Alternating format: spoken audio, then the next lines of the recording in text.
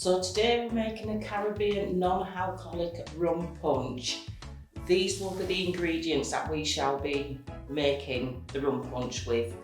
First of all, we have a watermelon, a box of pomegranate juice, a box of orange juice, lemons, limes, whole nutmeg. This is rum flavoured non-alcoholic, and cherries.